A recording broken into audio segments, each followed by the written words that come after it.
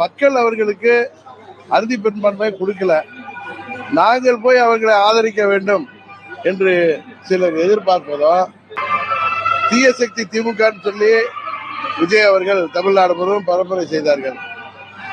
தாவேகாவை வேட்பாளர்களை வெற்றி பெற்ற திமுக கூட்டணியில அங்க வைத்தவர்கள் ஏதோ ஜனாதிபதி ஆட்சி வந்துவிடக்கூடாது என்பதற்காக ஆதரவு அளிக்கிறோம். இன்னும் சில கட்சிகள் மந்திரி சபையில பங்கு பெறுகிறோம் என்று சொல்வது. இன்னும் சொல்ல போனா விஜய் அவர்கள் தங்கள் கட்சி என்பதோ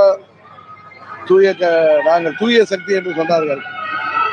அதெல்லாம் பொய், பித்தலாட்ட சக்தி என்பதை அவர்கள் ஆட்சி அமைப்பதற்கு அவர்கள் மேற்கொண்ட நடவடிக்கைகள் உங்களுக்கு தெரியும்.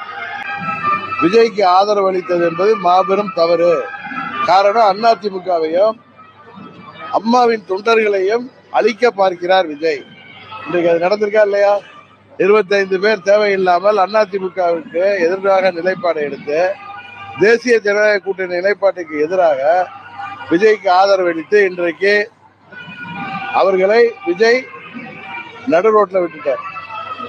அதே போல பிரிந்து இருந்தவர்களை விஜய் போய் சந்தித்தது அது சட்டத்திற்கு புறம்பானது என்பதுதான் உண்மை. அதை ஊடக நண்பர்களும் அவருக்கு ஆதரவாக விஜய் 108 தொகுதியில வெற்றி பெற்றதால் அவரை எதிர்த்து போட்டியிட்ட கட்சிகள் எல்லாம் அவருக்கு போய் ஆதரவு கொடுக்கணும்னு சொல்கிறவர்கள் யாராக இருந்தாலும் அது தவறு என்பதை புரிந்து கொள்ள வேண்டும். இன்றைக்கு அதிமுகவிலிருந்து பிரிந்து சென்ற நண்பர்கள் நல்ல வேலை இன்றைக்கு மீண்டும் திரும்பி வந்து விட்டார்கள். அவர்களை விஜய் ஏமாற்றிவிட்டார், அதிமுகவை ஒழிக்க பார்த்தார் என்பதை நான் 10 நாட்கள் முன்பே திருச்சியில் சொன்னேன். அதனால விஜயோட எண்ணமே ஜனநாயக முறையை தாண்டி குறுக்கு வழியில திராவிட கட்சிகளை அழிக்க வேண்டும் என்பதுதான். அதை உறுதியாக அம்மாவின் தொண்டர்கள், திராவிட தொண்டர்கள் யாரும் அனுமதிக்க மாட்டார்கள். ஏதோ இந்த தேர்தலில் ஏதோ மாற்ற வேண்டும் என்று மக்கள் ஒரு தவறான முடிவெடுத்து விட்டார்கள் என்பதை மக்கள் உணர்ந்து வருகிறார்கள். இன்னும் சில பேர் சொல்றாங்க 6 மாதம் விஜய் ஆட்சியை பற்றி விமர்சிக்க கூடாதுன்னு. நாங்கள் விஜய் ஆட்சியை பற்றி விமர்சிக்கல, மக்களின் முக்கிய பிரச்சனைகளான மின்சார பிரச்சனையில சரியாக கையாளவில்லை என்று பொதுமக்களே எல்லா ஊர்களிலும் மின்சார தட்டுப்பாடு இருப்பதால, மின்வெட்டு இருப்பதால மக்களே போராடுகிறார்கள். இன்னைக்கு கூட இன்றைக்கு தமிழ்நாட்டில் நடந்திருக்கிற இந்த தவறான மாற்றத்தை அன்றைக்கு தொலைக்காட்சியில் பார்த்த திருவள்ளூர்ல தொகுதியில மணவாள நகர்ல சாலையில 3 நாட்களாக எங்க பகுதியில் மின்வெட்டுன்னு சொல்லி போராடுற மக்கள், ஒரு தாய், ஒரு பெண்மணி, எங்களுக்கு எம்எல்ஏவே யாரு என்று தெரியவில்லை என்று இருக்கிறார். இன்னைக்கு தமிழ்நாட்டில் மாற்றத்தை தர வேண்டும் என்று நினைத்து ஒரு பெரிய தவறை செய்து விட்டோம் என்று மக்கள் உணர்ந்து வருகிறார்கள். இன்னும் 3 மாதம் 6 மாதங்கள்ல நீங்க சொல்ற மாதிரி 6 மாதத்துல இந்த ஆட்சி இது மக்களுக்கான ஆட்சி இல்லை, இது ஒரு தவறான ஆட்சி. நாம் தவறானவர்களுக்கு வாக்களித்து விட்டோம் என்று வாக்களித்தவர்களே உணர்கின்ற திசையை நோக்கிதான் இந்த ஆட்சி நடந்து கொண்டிருக்கிறது.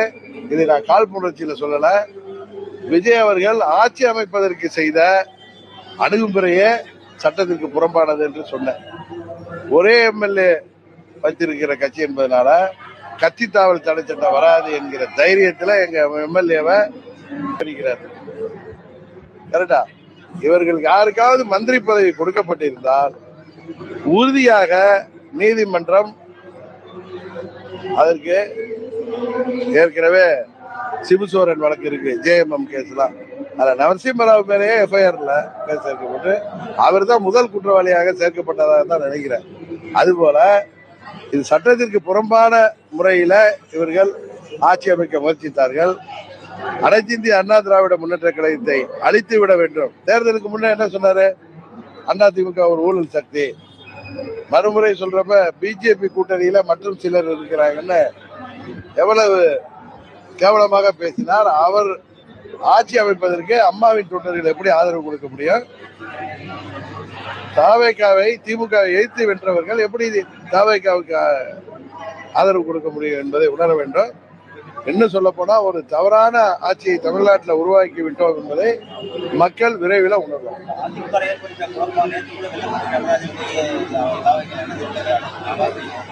அதாவது இன்னைக்கு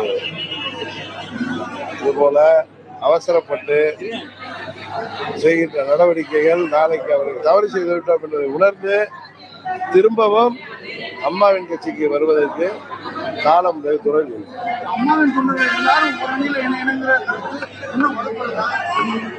நாங்களாம் இப்போ ஒரு அணியில தானே இருக்கோம். அமமுக அதிமுக கூட்டணியில தானே இருக்கோம். நாங்க அவர்களுக்கு இந்த கடுமையான நேரத்துல கஷ்டமான நேரத்துல நாங்க அவர்களுக்கு ஆதரவாக இருக்கோம். நாங்கள் ஒரு சுதந்திரமான கட்சியை நினைத்திருந்தால் தவிகவுக்கு ஆதரவு கொடுத்திருக்கலாம். நாங்க வந்து ஒரு தேசிய ஜனநாயக கூட்டணியில அங்கம் வகிக்கிற கட்சி. கூட்டணி தர்மம் ஒன்று இருக்கு. எங்கள் சட்டமன்ற உறுப்பினர் மன்னார்குடி தொகுதியில தவிக வேட்பாளரையும் திமுக வேட்பாளரையும் எதிர்த்துதான் வெற்றி பெற்றிருக்காரு. அதனால எங்களுக்கு எந்த தார்மீக பொறுப்பும் கிடையாது. மக்கள் 108 கொடுத்திருக்காங்க. அது ஆட்சி அமைப்பதற்கு அவர்கள் நேர்மையான முறையில் தான் முயற்சி செய்யணுமே தவிர இது மாதிரி எம்எல்ஏக்களை தூக்குவது, இன்னொரு கட்சியை உடைக்க செய்து அவர்களுக்கு போலியான வாக்குறுதிகளை சொல்லி அவர்களை போய் சந்தித்தது என்றெல்லாம் இது கட்சி தாவல் தடை சட்டத்திற்கு விரோதமானது. உறுதியாக இந்த ஆட்சியாளர்கள் மீது உரிய நேரத்தில் கட்சி தாவல் தடை சட்டத்தின் மீது அவர்களுக்கு குதிரை பேரம் மூலம் இந்த ஆட்சி நடைபெறுகிறது என்பது உறுதியாக எந்த நேரத்தில் வழக்கு தொடங்குமோ அந்த நேரத்தில் தொடரும்.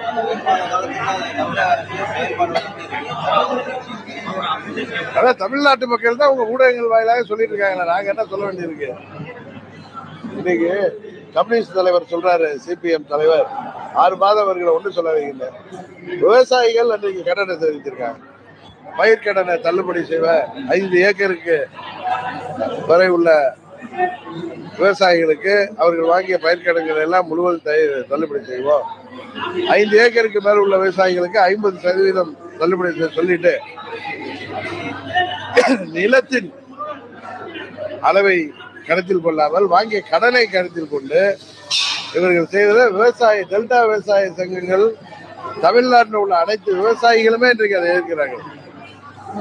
அதுதான் உண்மையான நிலை. இதை வந்து எதிர்கட்சிகள் எதிர்க்கல, பாதிக்கப்பட்ட விவசாயிகளை எதிர்க்கிறாங்க. இவங்க தேர்தல் வாக்குறுதிகள் எல்லாம் நிறைவேற்ற என்று சொல்வது ஏமாற்று வேலை.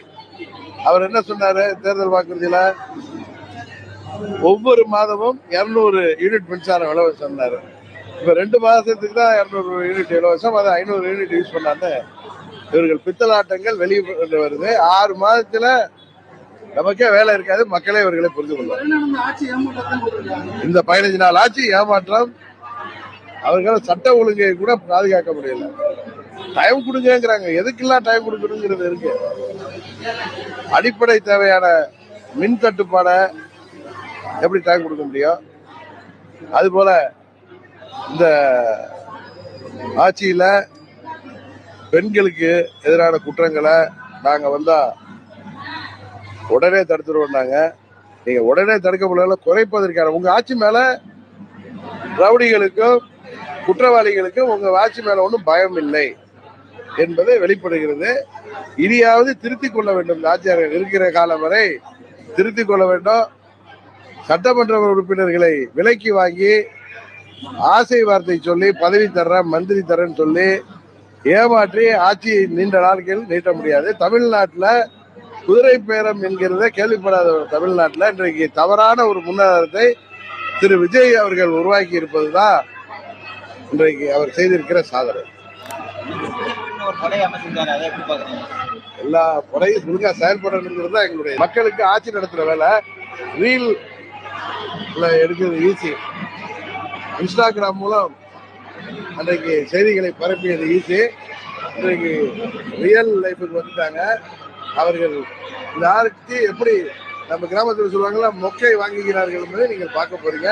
வாக்களித்த மக்கள் தவறு செய்துவிட்டது என்பதை உணர்கின்ற காலம் வெகு தூரத்தில் இல்லை.